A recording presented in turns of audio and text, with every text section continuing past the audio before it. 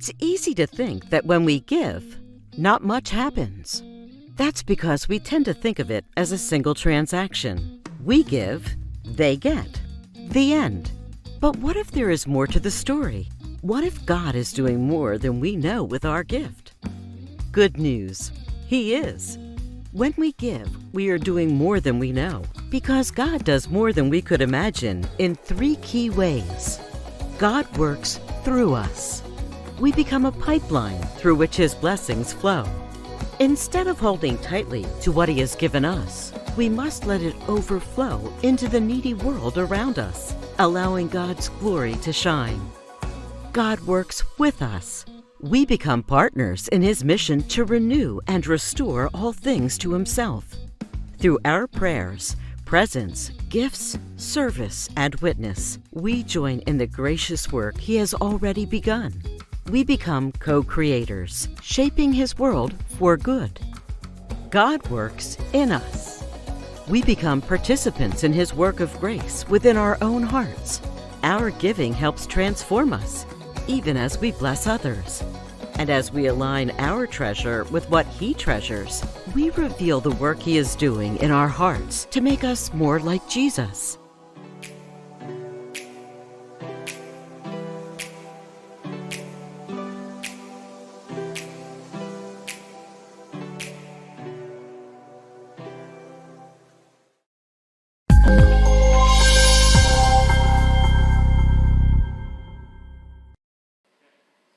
Shalom, selamat pagi kepada semua jemaat Tuhan yang bersama-sama kita cara ibadah secara talian pada pagi hari ini dimanapun Anda berada, baik yang mengikuti secara live di Facebook ataupun YouTube.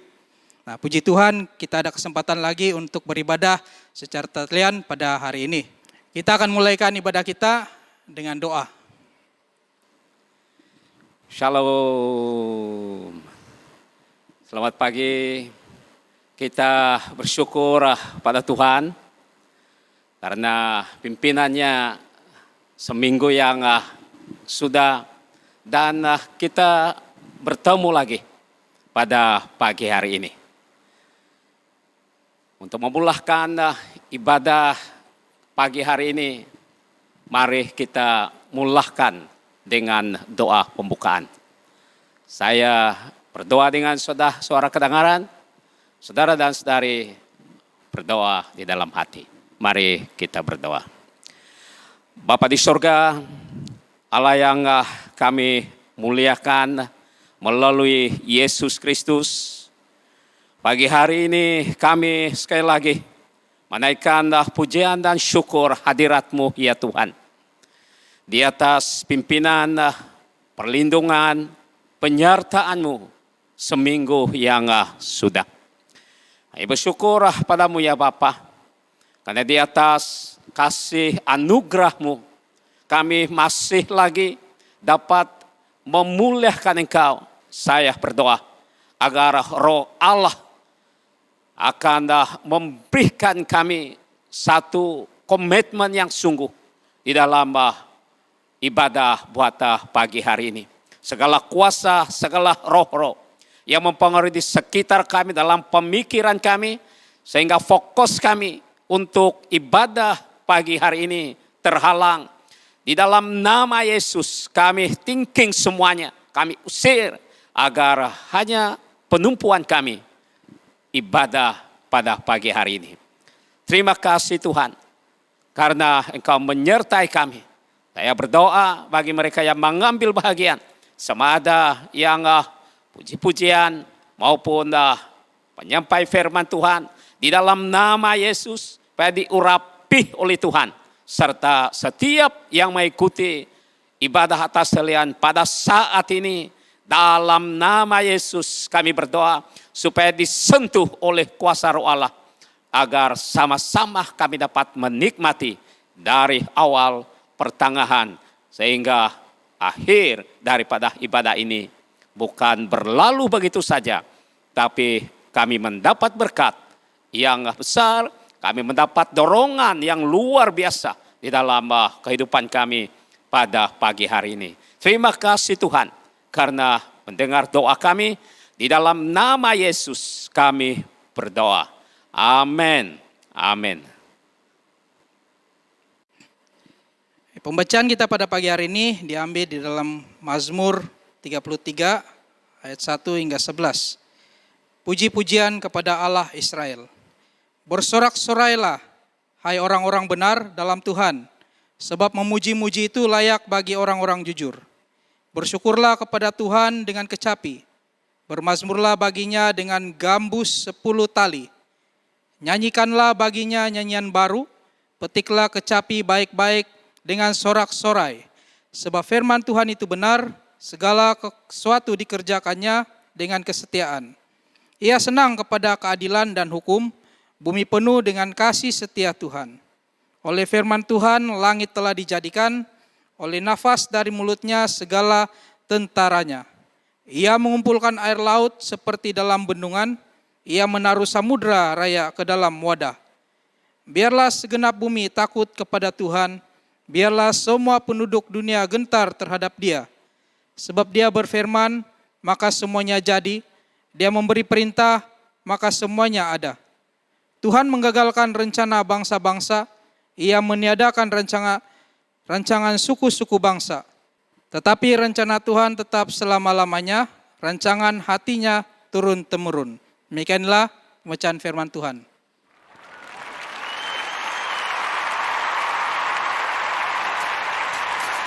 Haleluya, mari bersyukur memuji Tuhan atas kesetiaan dan kebaikannya dalam hidup kita setiap hari.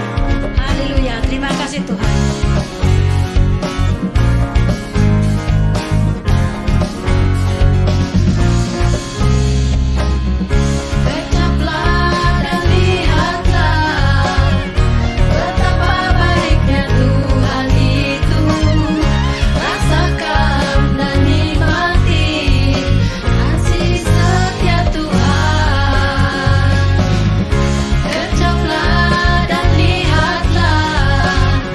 Betapa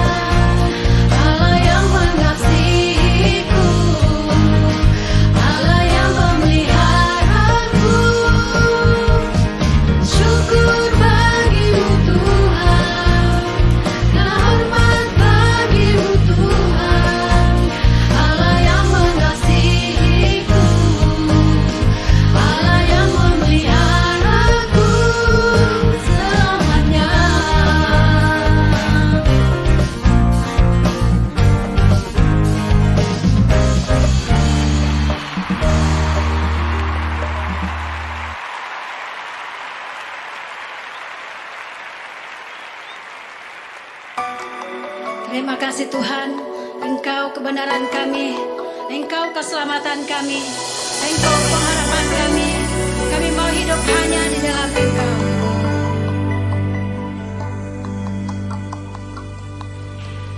Yesus, Kau kebenaran yang menyelamatkanku. Kau memberikanku hidup dan pengharapan.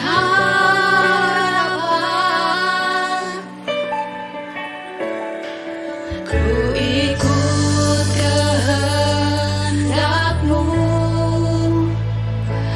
Ku perlu anugerah-Mu. Ku nyatakan janjiku kepadamu.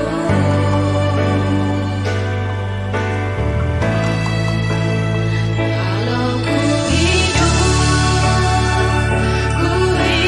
bagimu, hatiku tetap menyembahmu. Dunia tak bisa menjauhkanku dari kasih-Mu.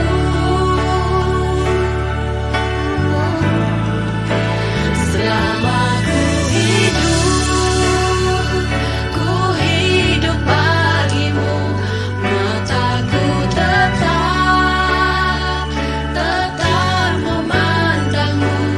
Dunia tak bisa menjauhkanku dari kasih-Mu.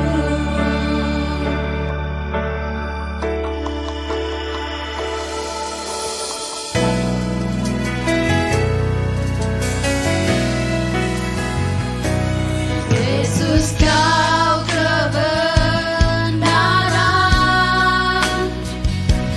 yang menyelamatkanku.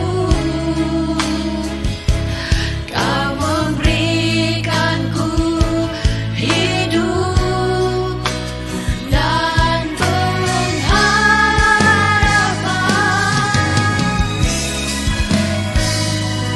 Ku ikut kehendak-Mu. Ku perlu anugerah-Mu. Ku nyatakan janjiku kepadamu.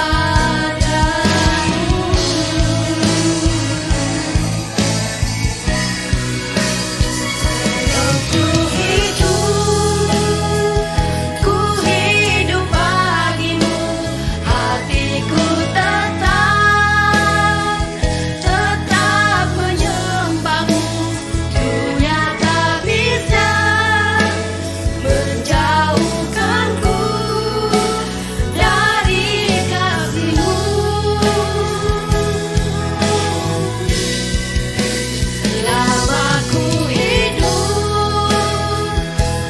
hidup bagimu, mataku tetap memandangmu. Dunia tak bisa menjauhkanku dari kasih-Mu.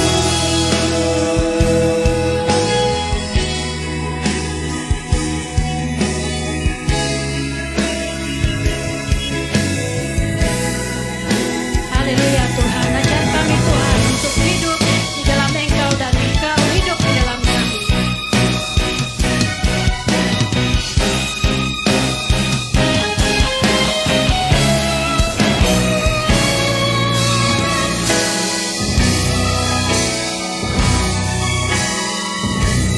Kalau ku hidup bagimu, hatiku tetap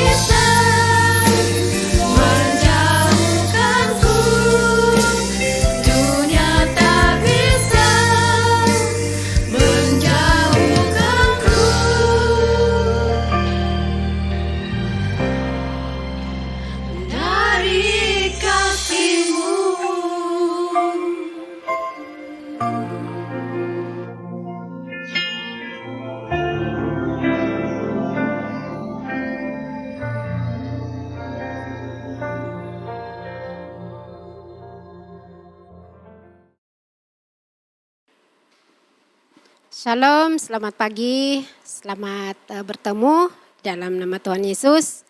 Sebelum kita mendengarkan firman Tuhan, mari kita berdoa bersama dan saya akan pimpin di dalam doa. Mari kita berdoa. Allah Bapa yang di surga, kami ucapkan syukur dan terima kasih kebaikan penyertaan Tuhan kepada setiap kami. Kami bersyukur sekali lagi pada pagi hari ini kami dapat bersama-sama dalam kebaktian secara talian, atas talian. Dan kami bersyukur ya Tuhan karena kebaikan-Mu begitu banyak keadaan-keadaan sulit, sukar yang kami hadapi. Tetapi kami mengucapkan syukur ya Tuhan karena Engkau tidak pernah meninggalkan kami. Engkau sentiasa menyertai kami. Terpujilah Engkau Tuhan dan biarlah firman-Mu memberikan kekuatan, memberikan semangat kepada setiap kami supaya kami tetap terus hidup mengikut Engkau di dalam kehendak-Mu. Terima kasih Tuhan, kami serahkan pemberitaan firman Tuhan pada pagi ini di dalam nama Tuhan Yesus Kristus Tuhan kami. Mari jemaat Tuhan kita mengatakan amin. Sekali lagi saya mengucapkan shalom kepada jemaat-jemaat Tuhan yang bersama-sama menikmati ibadah secara atas talian pada pagi hari ini. Kita bersyukur karena anugerah Tuhan kita masih lagi dapat menikmati anugerah Tuhan, hidup yang Tuhan beri pada kita. Dan pada pagi hari ini saya sangat senang untuk sharing, berkongsi kepada kita untuk firman Tuhan pada pagi ini di dalam tema hidup benar di masa sukar. Mari kita melihat firman Tuhan di dalam 2 Timotius pasal yang ketiga ayat yang pertama hingga ayat yang kelima. Begini firman Tuhan dalam 2 Timotius 3 ayat 1 hingga ayat yang kelima. Ayat yang pertama, ketahuilah bahwa pada hari-hari terakhir akan datang masa yang sukar. Manusia akan mencintai dirinya sendiri dan menjadi hamba uang. Mereka akan membual dan menyombongkan diri. Mereka akan menjadi pemfitnah, mereka akan berontak terhadap orang tua dan tidak tahu berterima kasih, tidak memperdulikan agama, tidak tahu mengasihi, tidak mau berdamai, suka menjelekkan orang, tidak dapat mengekang diri, garang, tidak suka yang baik, suka mengkhianat, tidak berpikir panjang, berlagak tahu, lebih menuruti hawa nafsu daripada menuruti Allah. Secara lahiriah mereka menjalankan ibadah mereka, tetapi pada hakikatnya mereka memungkiri kekuatannya. Jauhilah mereka itu. Nah, firman Tuhan pada pagi ini mengingatkan kita bahwa pada hari-hari terakhir akan ada masa yang amat sukar. Masa kesusahan besar dan akan terjadi kekacauan. Arti kata masa yang sukar dalam bahasa Yunani, kalipos, dan artinya adalah masa yang amat sukar. Masa kesusahan besar, suatu keadaan yang sangat kacau, yang tidak dapat lagi dikontrol atau tidak dapat dikendalikan oleh manusia dalam hal ekonomi, politik, sosial, dan sebagainya. Semua ini terjadi karena bersumber dan dimulai dari manusia itu sendiri. Sebab manusia hanya berfokus kepada hidupnya dan bukan kepada Tuhan. Mereka hanya berfokus kepada hal-hal yang kelihatan seperti uang, kedagingan, dan juga kepada kepentingan mereka sendiri. Dan semua ciri-ciri, karakter, dan perilaku manusia di masa akhir zaman ini ada tertulis dengan jelas dalam firman Tuhan yang kita sudah baca sebentar tadi di dalam ayat 2 hingga ayat yang kelima. Di dalam ayat yang kelima mengatakan secara lahiriah mereka menjalankan ibadah. Artinya kalau dilihat dari penampilan luar, sepertinya mereka ini adalah orang-orang yang rohani ataupun orang-orang yang taat setia menjalankan ibadah dengan sungguh-sungguh, tetapi hati, pikiran, perasaan dan keinginan mereka bukan berfokus kepada Tuhan, tetapi lebih kepada perkara-perkara yang kelihatan, terlebih kepada cinta uang, kedagingan dan juga kepentingan mereka sendiri. Dalam ayat ini juga mengatakan bahwa tetapi pada hakikatnya mereka memungkiri kekuatannya. Artinya meskipun sepertinya dari luar mereka kelihatannya rohani dan melakukan ibadah, tetapi mereka tidak mau berubah. Mereka tidak mau menuruti kebenaran firman Tuhan. Firman Tuhan mengatakan, jauhilah mereka itu. Artinya, janganlah kita sampai dipengaruhi ataupun terpengaruh ataupun meniru ataupun mengikuti gaya hidup mereka ini. Karena mereka sebetulnya hati mereka bukan kepada Tuhan, tetapi lebih kepada perkara-perkara yang lahiriah. Oleh karena itu, saudara-saudari, apakah yang perlu kita lakukan supaya kita tidak terpengaruh dan tidak tercemar dengan pola pikir, kebiasaan dan gaya hidup mereka? Nah, maka di masa-masa akhir zaman ini kita harus hidup benar. Yaitu yang pertama, kita harus mengenal dan mendalami firman Tuhan dengan benar. Di dalam 2 Timotius 3 ayat 15 mengatakan, ingatlah bahwa dari kecil engkau sudah mengenal kitab suci, kitab suci yang dapat memberi hikmat kepadamu dan menuntun engkau kepada keselamatan oleh iman kepada Kristus Yesus. Firman Tuhan ini ditujukan kepada Timotius oleh Rasul Paulus, di mana Timotius adalah seorang yang masih lagi dia kecil, tetapi dia sudah diajarkan dengan pengenalan akan firman Tuhan. Nah, mengenal dan mendalami firman Tuhan berarti kita ingin dekat. Kita ingin tahu keinginan Tuhan, kita ingin tahu kehendaknya, dan kita ingin tahu lebih banyak lagi tentang firman Tuhan. Artinya kita harus mengenal dan mendalami kitab suci, yaitu firman Tuhan, supaya firman Tuhan itu boleh bersatu dengan pikiran kita dan pikiran Kristus di dalam hidup kita, sehingga kita memiliki hikmat dan iman yang dapat menuntun kita kepada keselamatan dan kemenangan di dalam iman kita kepada Yesus Kristus ketika kita berada di masa-masa yang sukar. Nah, mengapa kita harus mengenal dan mendalami firman Tuhan? Ada banyak peranan firman Tuhan di dalam hidup kita, yaitu yang pertama, firman Tuhan dapat membawa kita kepada keselamatan.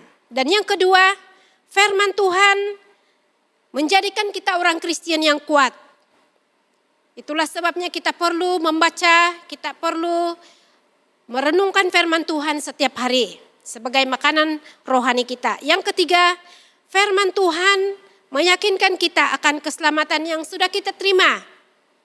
Dan yang keempat, firman Tuhan memberi keyakinan dan kuasa dalam doa. Dan yang kelima yaitu firman Tuhan membantu kita bagaimana kita menyucikan diri dari dosa-dosa kita. Yang keenam, firman Tuhan memberi kita sukacita. Nah, salah satu berkat dari kehidupan Kristen ialah sukacita. Tetapi seringkali sukacita tertahan oleh persoalan-persoalan hidup kita. Tuhan Yesus berkata di dalam Yohanes 15 ayat 11, semuanya itu kukatakan kepadamu supaya sukacitaku ada di dalam kamu dan sukacitamu itu menjadi penuh. Seandainya kita membaca berita-berita di surat kabar ataupun dalam internet atau melihat pada persoalan-persoalan yang mengelilingi hidup kita, sukacita kita boleh saja berubah menjadi ketakutan, menjadi kekhawatiran, dan kadang-kadang juga membuatkan kita depresi ataupun tertekan. Tetapi dengan membaca firman Tuhan, ia akan menimbulkan sukacita di dalam hati kita, bagaimanapun keadaan di sekitar kita. Dan yang ketujuh, firman Tuhan menimbulkan damai sejahtera di dalam hati kita. Salah satu bukti rohani dari kehidupan Kristen ialah damai di dalam kekhawatiran, damai di dalam kecemasan kita. Bila Roh Kudus datang dan tinggal dalam kehidupan kita, orang itu akan berbezalah di dalam kehidupan dia. Terutama apabila ada emosi-emosi yang ditandai dengan damai sejahtera. Walaupun menghadapi kesukaran-kesukaran yang besar, kesukaran-kesukaran yang sangat berat di dalam hidup kita, tetapi kita yang sentiasa mencari Tuhan, mendalami firman Tuhan, kita akan mendapatkan damai sejahtera. Dan yang ke-8 yaitu apabila kita mendalami firman Tuhan membimbing kita untuk membuat keputusan-keputusan di dalam hidup kita. Kehidupan kita ini penuh dengan keputusan-keputusan. Ada keputusan yang kurang penting, ada keputusan yang sangat penting dalam hidup kita. Jadi bila kita pakai prinsip-prinsip Alkitab di dalam hidup kita, maka itu akan memudahkan kita untuk membuat keputusan-keputusan. Seperti yang dikatakan dalam firman Tuhan, dalam Mazmur 119 ayat 105, firman-Mu itu pelita bagi kakiku dan terang bagi jalanku. Nah, inilah prinsip-prinsip Allah yang kita guna pakai untuk memberikan kita petunjuk untuk membuat keputusan-keputusan yang sangat baik di dalam kehidupan kita. Nah, yang terakhir yaitu apabila kita sentiasa mendalami firman Tuhan, Tuhan membuatkan kita berhasil. Nah, setiap orang ingin berhasil, setiap kita ingin berhasil. Dan satu kabar baiknya yaitu Tuhan ingin agar kita berhasil. Bahkan Tuhan bersiap sedia untuk membantu kita, membawa kita kepada keberhasilan sejati. Dan yang dimaksudkan oleh Tuhan di sini bukan keberhasilan seperti popularitas ataupun kekayaan atau kemasyhuran. Tetapi soal seseorang kita berhasil menjadi seorang yang dikehendaki oleh Tuhan di dalam melaksanakan tujuan-tujuan Tuhan di dalam dunia ini. Nah, yang kedua, apa yang perlu kita lakukan supaya kita tidak terpengaruh dan tidak dicemar dengan pola pikir, kebiasaan, gaya hidup mereka yang hidup di dalam keadaan-keadaan masa sukar ini? Maka kita harus mengalami perubahan ataupun transformasi hidup melalui firman Tuhan. Nah, kita bukan saja mengenal, kita bukan saja belajar dan kita bukan saja mendalami firman Tuhan dengan benar, tetapi kita harus hidup di dalamnya. Kita harus membiarkan firman Tuhan mengubah hidup kita, mentransformasi hidup kita.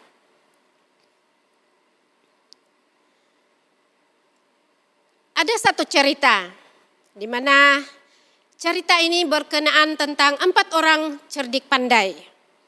Mereka sedang memperdebatkan betapa tepatnya penterjemahan ini Alkitab. Jadi kata seorang bijak pandai ini, saya memilih terjemahan King James sebab terjemahan King James ini menggunakan bahasa Inggris kuno yang sangat baik, yang sangat indah, yang paling dekat dengan teks asli yaitu dalam bahasa Ibrani. Dan itu kalau perjanjian lama, kalau perjanjian baru dalam bahasa Yunani. Nah, itu yang pertama. Kemudian yang kedua, orang bijak pandai yang kedua ini, dia katakan, saya memilih versi American Standard Bible. Karena bahasanya sangat sederhana dan sangat mudah dipahami. Kemudian yang ketiga, kata orang cerdik pandai ini, saya suka dengan terjemahan versi Mufat. Karena penggunaan kata-katanya yang sulit dan memiliki arti yang dalam serta kalimat-kalimat yang menarik perhatian katanya. Lalu yang keempat ini dia mengatakan apabila mereka sudah berbincang-bincang, kata orang bijak pandai yang keempat dia bilang,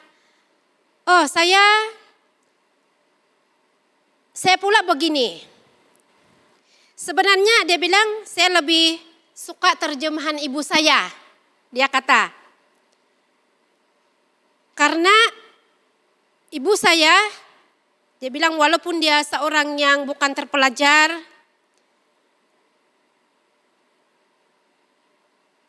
tetapi ibu saya menerjemahkan setiap halaman Alkitab dalam perkataan dan tindakannya setiap hari dan membuat hidupnya eh, sangat meyakinkan saya, kata seorang orang bijak pandai yang keempat ini.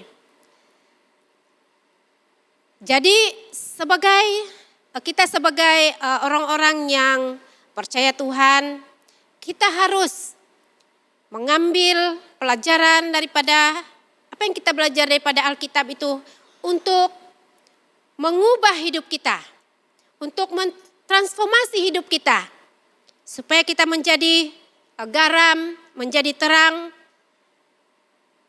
Bukan saja membaca Alkitab, bukan saja belajar Alkitab, bukan saja kita mengajar Alkitab, tetapi kita hidup di dalam kebenaran firman Tuhan. Dan itu akan memberikan kita kekuatan. Dan itulah yang mentransformasi seluruh hidup kita. Agar menjadi seorang yang bersaksi, seorang yang dapat memberikan kehidupan yang boleh dipelajari oleh orang lain, boleh disaksikan oleh orang lain, boleh diikuti oleh orang lain di dalam hidup kita. Dan yang kedua yaitu kita melihat firman Tuhan di dalam Roma 12 ayat 2. Janganlah ikut kebiasaan dunia ini, tetapi biarlah Allah memperbaharui cara kamu berpikir sehingga kamu dapat mengetahui kehendak Allah, yaitu apa yang baik dan yang menyenangkan hatinya serta yang sempurna. Apabila kita mengalami perubahan, mengalami transformasi melalui firman Tuhan, maka Tuhan akan memperbaharui hati kita, memperbaharui pikiran kita, memperbaharui hidup kita, agar kita sentiasa mengetahui kehendak Tuhan, apa yang baik, apa yang berkenan kepada Tuhan. Saudara-saudara yang saya kasih dalam Tuhan, firman Tuhan pada pagi hari ini sampai di sini, mari kita berdoa supaya dalam masa yang sukar ini, bukan dalam masa pandemik ini saja, tetapi dalam masa di mana dikatakan firman Tuhan ada banyak perkara kejahatan-kejahatan yang terjadi di dunia ini, maka kita akan tetap teguh dan kuat dan tetap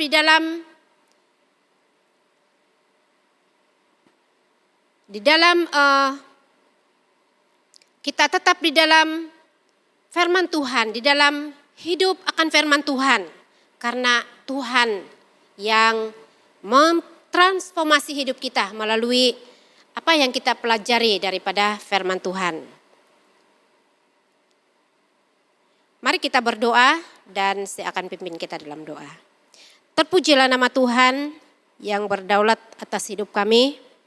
Saya berdoa oleh anugerah Tuhan, kami membuang dan menolak semua karakter, sifat dan kebiasaan yang mementingkan diri sendiri, yang egois, yang menjadi hamba uang, yang kedagingan dan yang tidak sesuai dengan kehendak Tuhan.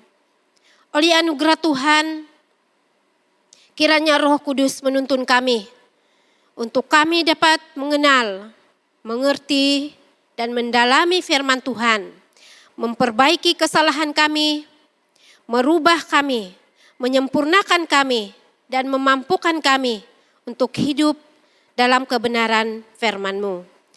Oleh anugerah-Mu Tuhan, kiranya kami semakin diperlengkapi untuk setiap perbuatan baik, untuk melakukan yang benar dan yang mulia, sehingga kami tetap kuat dan menang menghadapi masa-masa sukar kami. Bapa di surga, firman Tuhan sampai di sini, tapi kami percaya bahwa Roh Kudus-Mu Tuhan akan terus berkarya, terus menyertai, berkumandang, bekerja di dalam setiap hati para jemaat-jemaat Tuhan. Bapa di surga, saya mau ambil masa ini untuk berdoa bagi jemaat Tuhan yang sedang di dalam keadaan yang sakit dimanapun berada. Kiranya Tuhan menjamah mereka, memberi kekuatan, memberi penghiburan, bahkan memberi kesembuhan kepada mereka. Bagi mereka yang dalam keadaan sukar karena kekurangan, Tuhan kami mau berdoa supaya Engkau-lah ya Tuhan yang membela mereka dan memenuhi segala keperluan-keperluan mereka.